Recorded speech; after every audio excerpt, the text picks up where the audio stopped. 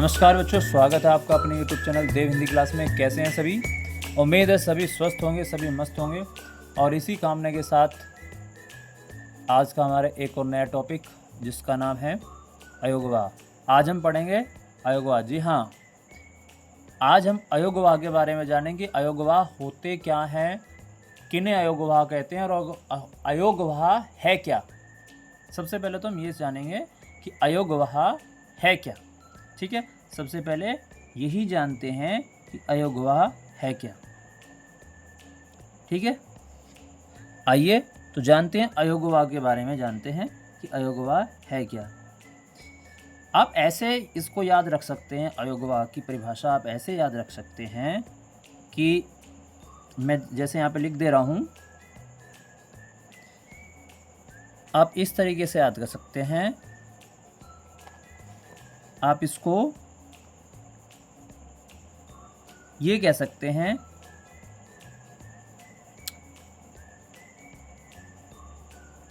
अयोगवाह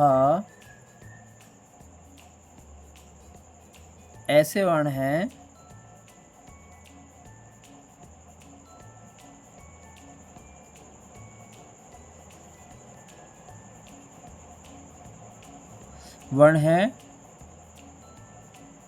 कैसे वर्ण हैं जो न तो स्वर हैं, समझ रहे हैं ना।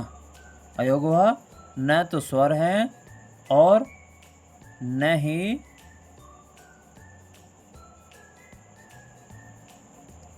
व्यंजन। समझ रहे हैं ना आप। क्या कहा कि अयोगवाह क्या है? अयोगवाह ऐसे वर्ण हैं जिनको ना तो स्वर की श्रेणी में रखा गया और ना ही व्यंजन की श्रेणी में रखा गया। बात समझ में आई? तो अयोगवाह ना तो स्वर हैं ना ही व्यंजन है, किंतु इनका उच्चारण व्यंजनों की तरह ही किया जाता है। ठीक है, आप ये लिख सकते हैं, किंतु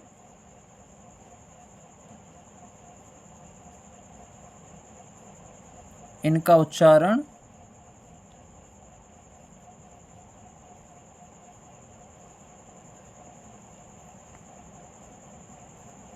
व्यंजनों की तरह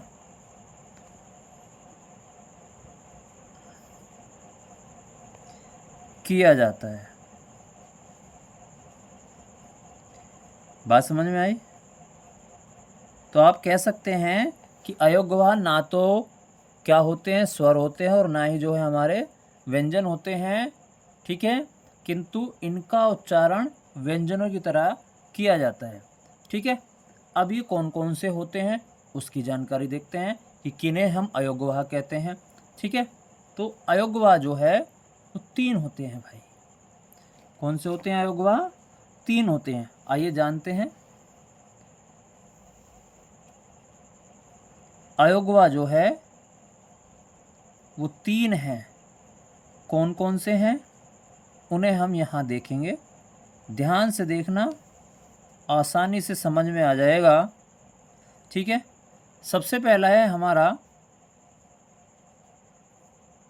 अनुस्वार।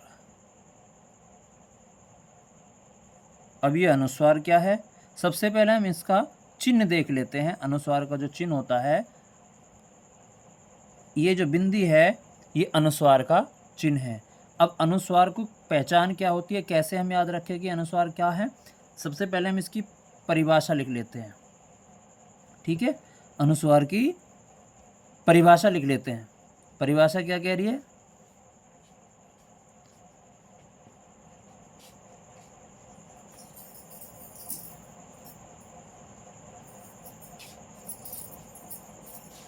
जिन वर्णों के उच्चारण में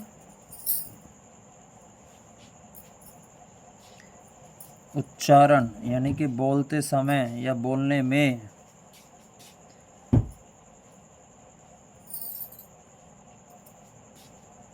नाक से ध्वनि निकले,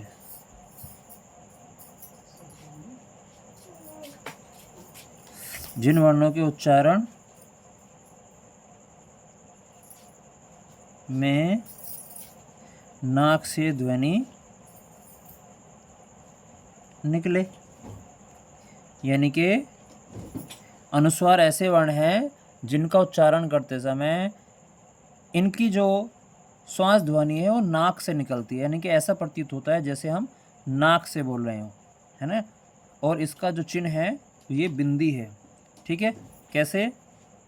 जैसे आप बोल के देखेंगे चन चल, इस तरीके से जब आप बोलोगे तो ऐसा लगेगा जैसे नाक में वाइब्रेशन की तरह एक कंपन होगा, ठीक है। जैसे चंचल, गंगा, तो आप जैसे इस ध्वनि का उच्चारण करोगे तो आपको महसूस होगा कि नाक में एक कंपन सा पैदा हो रहा है, ठीक है।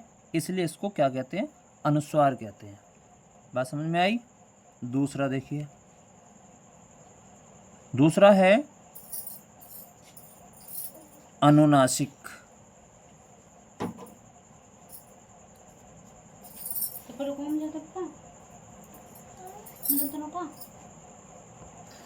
ठीक है भाई, अब अनुनासिक को देखते हैं। अनुनासिक का जो चिन्ह है वो ये है, जो आप देख रहे हैं इसे चंद्र बिंदु भी कहते हैं।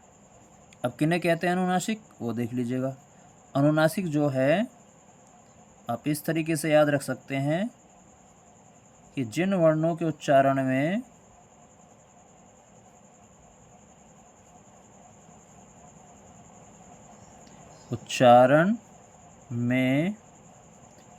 नाक और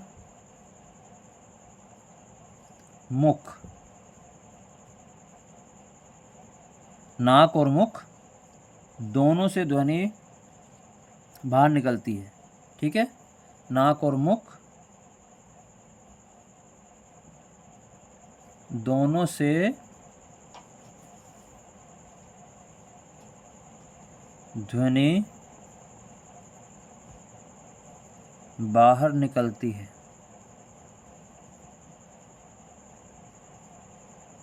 ठीक है।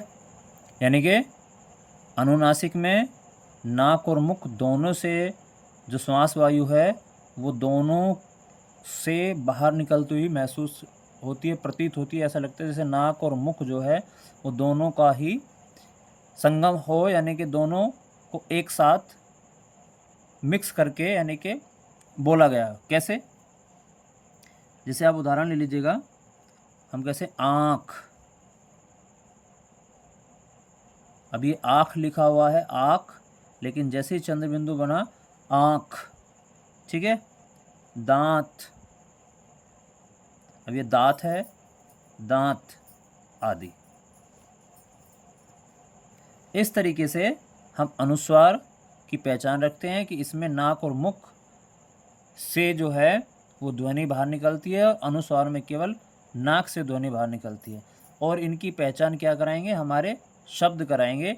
जब हम शब्दों को लिखते हैं और उच्चारण करते हैं तो हमें पता लगता है कि किस में अनुस्वार लगाना है और किस में अनुनासिक, बशर्ते आपको उसका चिन्ह याद होना चाहिए। अनुस्वार का जो चिन्ह होता है वो बिंदी होता है और अनुनासिक का चिन्ह जो है वो ये चंद्र बिंदु होता है। और जो तीसरा है उसको कहते हैं हम विसर्ग, ठीक है। और विसर्ग का जो चिन्ह है वो आप इस तरीके से देख सकते हैं। ये जो दो बिंदु ऊपर नीचे लगी रहती हैं ये विसर्ग की होती हैं, ठीक है। ये कहाँ लगती है?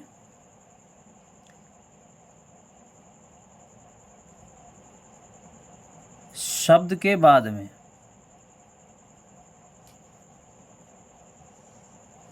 ठीक है। शब्द के बाद में लगकर